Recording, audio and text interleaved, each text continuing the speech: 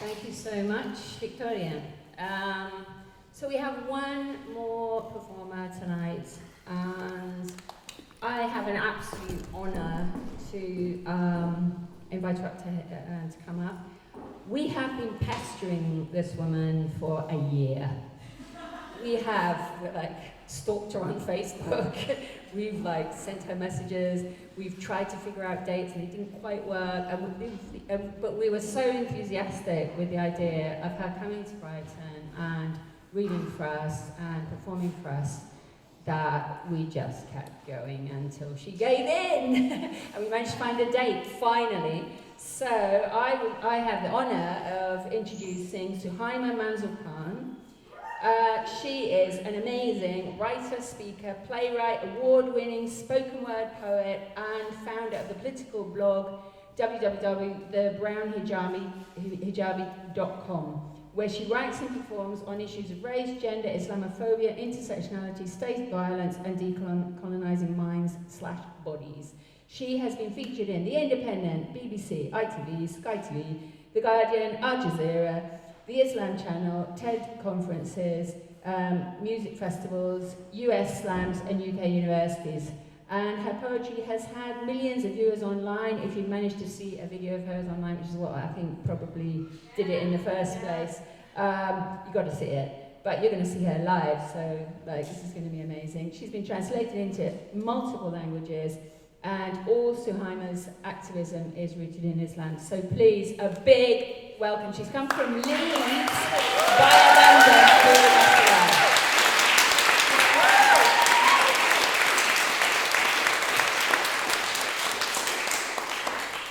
Hi everyone, that seems good, you can hear me. So first of all, thank you so much for pestering and persisting. It's been a really, really great night. I don't know if great is the right word, but I appreciate everybody who shared things, and I just appreciate sharing this space with everyone, so thank you. I did have a plan about what I was going to perform, and then you get here and then you're like, oh, I don't want to do that, and so I'm just going to go with what I feel right now.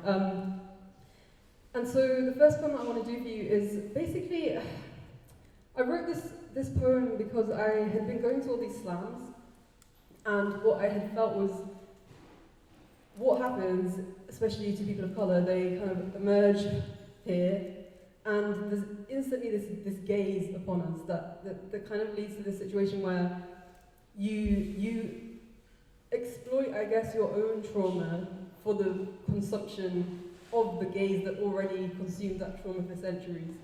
So it's a really messy situation, and it was difficult to navigate, and I just saw it happening again and again and again, and I think it also was this thing of feeling constantly reduced to, what kind of poem this was and what kind of identity I was sharing at that moment. And that's so reductive and so dehumanizing. So anyway, this is the poem.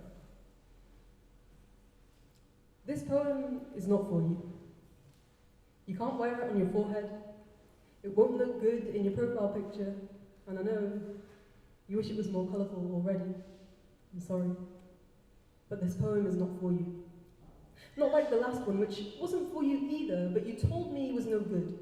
Told me to stop speaking it, told me you'd hurt me if I didn't. And then took it behind my back, didn't you? Told your friends how you wrote it. Well, this poem is not for you. I remembered not to write it down this time. No, you're no novice to stealing thoughts themselves. Remember? That time you flashing like siren whipped down my door, cut out my tongue and told me yours was better. Yeah.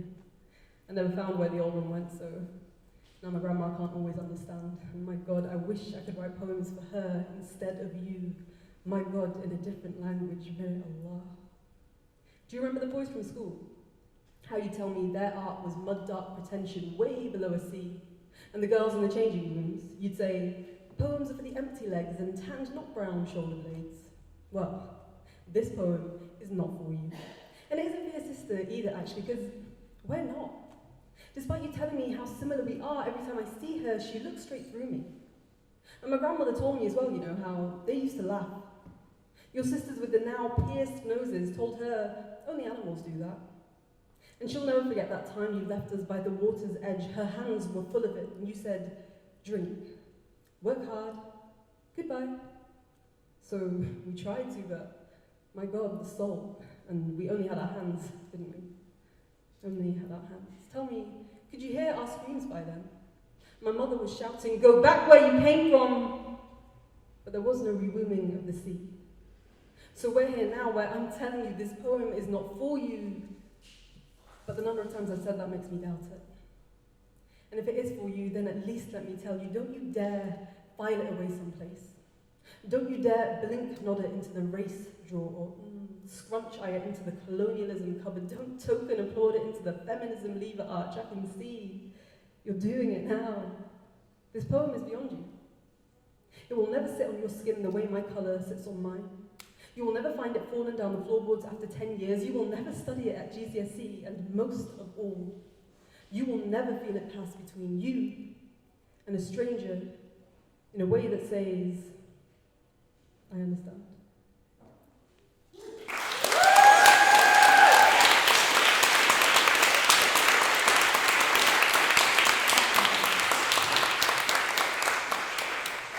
So the next one I want to do is, it's one I haven't performed before, and I wrote quite recently. So basically, the context was that I feel like trauma is this word that like has been in the lexicon and the jargon, and like it's just trauma. But I actually didn't know much about it. I was like, I think we're all traumatized. I don't know what that means. So I started, doing the reading, doing the research, and it was probably simultaneously the most devastating and empowering thing, because it was like, oh my gosh, every adult I've ever known in my life has been to the T, like the symptoms are like so cliche. And it kind of made me realize that a lot of things that I thought were really normal really aren't. I mean, what is normal? But it was like, but these are like really kind of troubling things. And I just wanted to kind of write about that. And it's not just about trauma of the individual, but of communities and kind of what it looks like over a long time. It goes like this. It is an ordinary weekday, or as ordinary as they come nowadays, which is to say, there is a car parked in the back street. Parked a little too long, so my mother goes outside. Two men sit dawdling. She asks what they're here for. They say, we're fixing the water. But because my mother is an immigrant woman, she knows you don't take white men at their word, especially not ones in uniform. So later, when a different man arrives in a different van and climbs the telephone pole outside her window, she watches on. And later, when she laughs with unsmiling eyes and says, he installed a black box on the phone pole, it's directly facing the bathroom window, we roll our eyes at her, as if to both acknowledge what she did not say and to suppress it. But because our mother is our mother, we know that suppressing her fear will not suppress our own. So although we laugh, every day after that, none of us mention that we keep the bathroom light off at night. I wonder if we brought this darkness upon ourselves. Wonder if other people live like this. Know instinctively that they do not, know instinctively that I should laugh, but we grew up surrounded by unfunny jokes. With friends who told us to turn phones off when they came round, with biro pens at the ready to write location names down, with an unacknowledged agreement that the kitchen wall may be tapped, pressing the soft belly of a squeaky toy puppy when we wanted to say certain words. I know instinctively that I shouldn't tell anyone that. But if I did, they'd think quite crazy. That it is crazy that we are, because we are. We're all crazy here, and by crazy I mean our reality is not believable to the listener. By crazy I mean in a state of constant hypervigilance.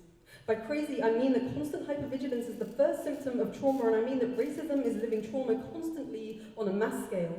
Being made helpless again and again, every day, repeat, repress, replay, standing, stock still, adrenaline pumping, no means to fight, nowhere to flight, facing, fearing the repetition, it coming anyway. By crazy, I mean wearing the stories of others around our necks. By crazy, I mean there is nothing left to trust. By crazy, I mean seeing ourselves targeted every day. I mean in pain. I mean devastated, anxious, unable to sleep, slumped shoulders and aching backs. I mean, if you believe me, then you're crazy too, because crazy is a reality not believable to the listener. But because I am a woman grown, I know that being crazy is not the worst thing you can be. Ducking to wash your hands is not the worst way to live. Using the bathroom in the dark is not the strangest thing people have done. We did not bring this darkness upon ourselves. And even if and when a black box is just a black box, we know black boxes that weren't. Do you not remember that time his house was raided? Do you not remember the story of the girl kicked down the stairs? Do you not remember the Home Office funded CCTV? Do you not remember the secret evidence used to extradite? Do you not remember they don't want us here? Do you not remember we are suspect? Do you not remember they want us to build prisons out of our communities, to build prison guards out of ourselves, that we are both captives and nearly caught? Do you not remember who we are? I know instinctively that I would rather duck. I know instinctively that I should feel embarrassed to say that, and I know instinctively that I don't. Because as long as I'm in this body at this time, though I do not know a lot, I know not to trust. I know that this is a police state. I know that I am unwanted. I know that no matter what I say, what this still looks like, and I know it's not believable to the listener, but I also know who I am. And I know that my history is a record of unbelievable things that also all just happen to be true.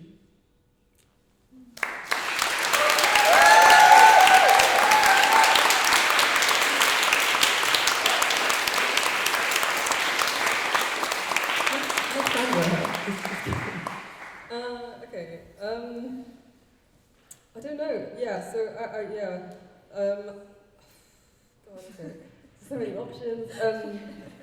I'm gonna do this one, and then but I also want to do another one after that. So this was a poem that God, okay, it's actually really awful. So there was this workshop that I went to, and I don't know why I went. I was just like, yeah, that seems good, and it was it's not actually that funny, but it's quite funny. It was like, it's celebrating 100 years since suffrage. I was like, oh, okay, already a bit on the back foot, but like, you know, let's see. And we went to this exhibition, and it was like, you know, look at all the stuff women have done in Britain in the last 100 years. And the funny thing was, the group of women that I was with, we were all women of colour, and the exhibition, obviously, was all just, you know, what white women have done over the last 100 years. And that was really funny to us. And anyway, so they told us to write a manifesto for women today. You know, it's been 100 years since suffrage, so now, you know, write a manifesto for women today. And I don't know what they thought we would write, but but anyway, I wrote something, and it was, you know, whatever, it was just a draft. But then I was asked to perform at the like the anti-Trump Women's March, like, yeah, and yeah, so then we became quite Trump specific and But yeah, so this is now like the accumulation of all those different things.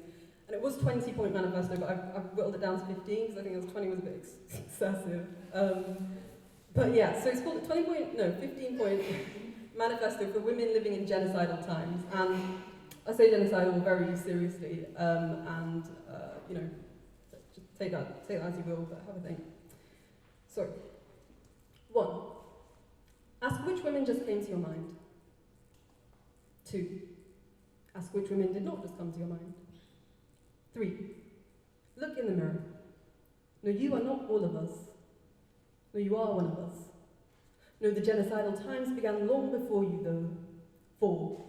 Do not believe the exhibitions. 100 years for who?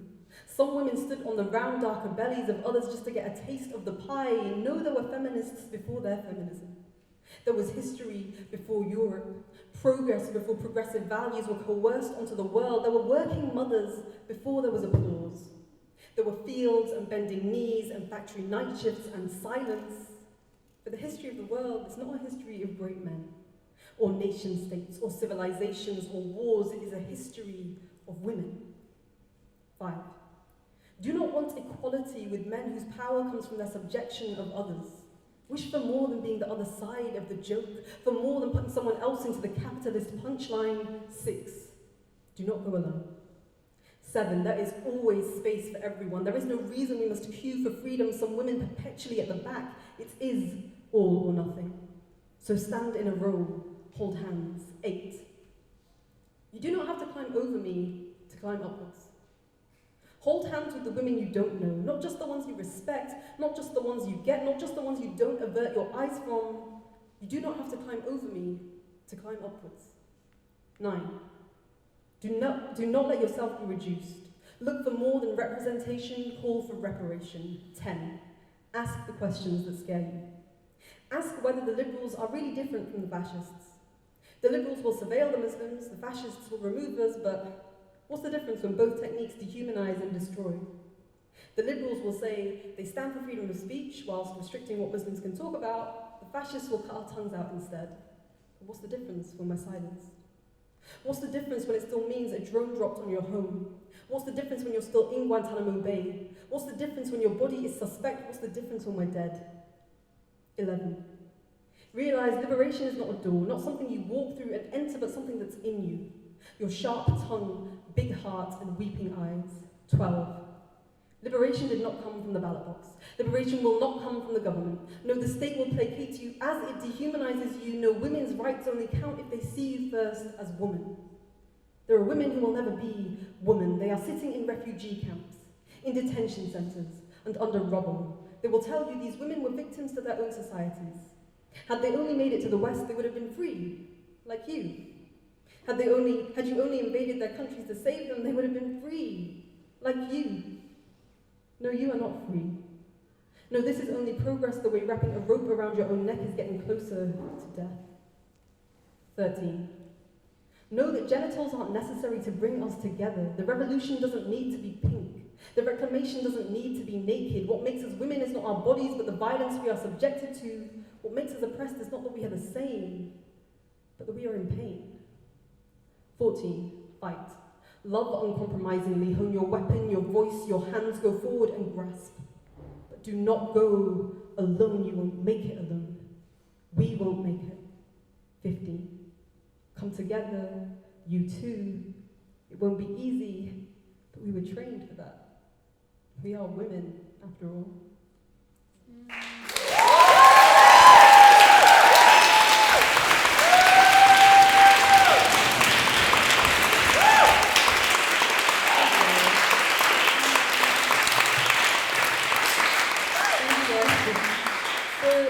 I guess I'll just end on a poem now. And yeah, if you like any of my stuff, I'm on social media, so at the Brown Hijabi. I've monopolised the identity, so yeah.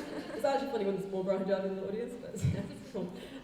So yeah, this poem, so this is the on the back of this that Helen got in touch with me. And the context is really just that it was last summer.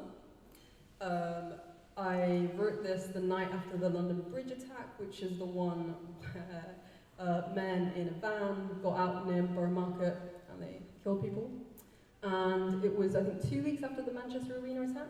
And one of my best friends works in the bar in the arena, and she was there, and she is okay, but, you know, not okay.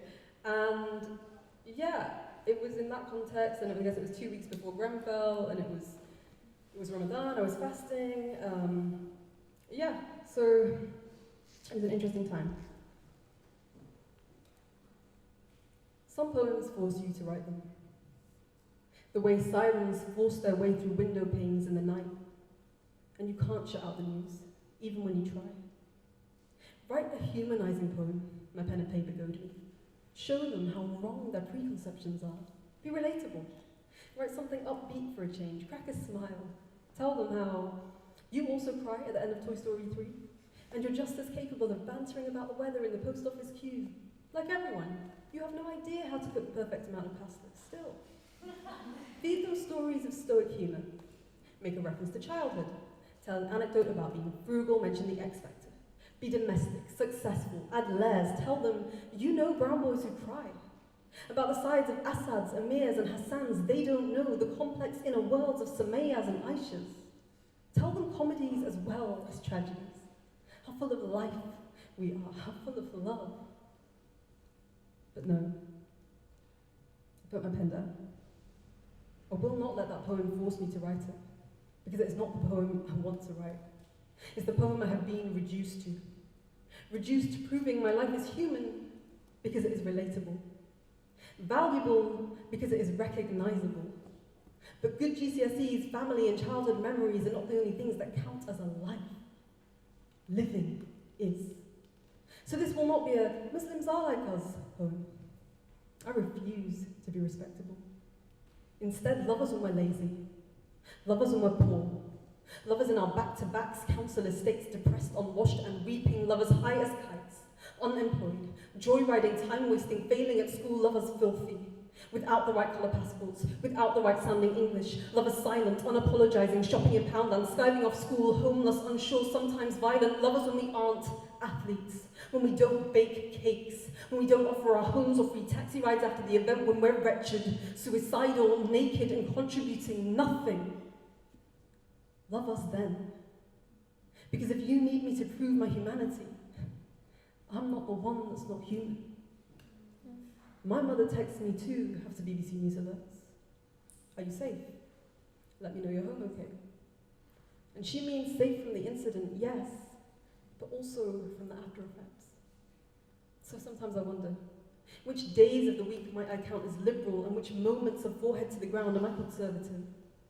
I wonder, when you buy bombs, is there a clear difference between the deadly ones that kill and the heroic ones which scatter democracy? I wonder, isn't it really guilty until proven innocent? How can we kill in the name of saving lives? How can we illegally detain in the name of maintaining the law? I can't write it.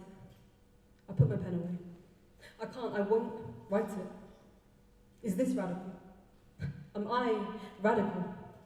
Because there is nowhere else left to exist now.